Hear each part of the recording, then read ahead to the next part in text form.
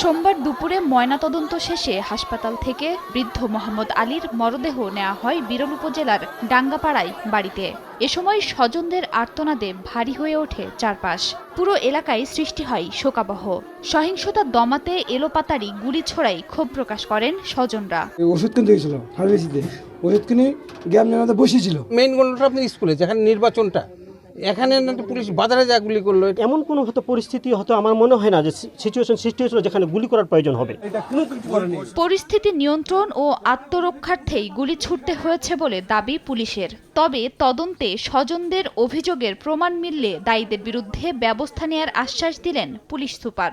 আগুন সহ তারা গেট ভেঙে ভেতরে ঢোকার চেষ্টা করে। তখন পুলিশ তাদের শটগান থেকে তারা ফাঁকা গুলি করে, খুবই মর্মান্তিক একটা ঘটনা ঘটে গেছে। বৃদ্ধ একজন মানুষ মারা গেছেন। এই ঘটনাটিকে পুঙ্খানুপুঙ্খভাবে এবং পেশাদারিত্বের সাথে আমরা তদন্ত করব। তদন্ত করে যারা লায়াবল তাদেরকে অবশ্যই আইনের আওতায় আনবে। ভোট গণনা নিয়ে সহিংসতা, গোলাগুলির মাঝে পড়ে একজনের মৃত্যুর পর থেকে থমথমে চৌরঙ্গী বাজার। রোববারের ঘটনায় অনেকের ক্ষোভ, কারো কারো মনে আতঙ্ক।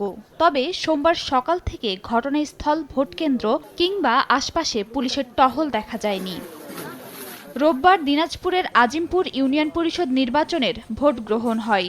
এর মধ্যে হামিদা হাই স্কুল কেন্দ্রের ফলে এগিয়ে থাকেন টিউবওয়েল প্রতীকের প্রার্থী জোবাইদুর রহমান। তাতে আপত্তি জানান সদস্য প্রার্থী সাইফুল ইসলামের সমর্থকরা। তাদের তোপের মুখে পুনরায় ভোট গণনা শুরু হলে সংঘর্ষে জড়ায় দুই পক্ষ। ধাওয়া পাল্টা ধাওয়ার কেন্দ্রের বাইরেও ছড়িয়ে পড়ে।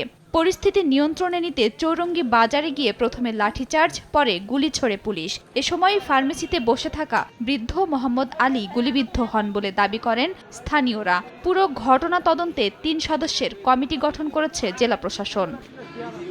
সময় সংবাদ, দিনাজপুর।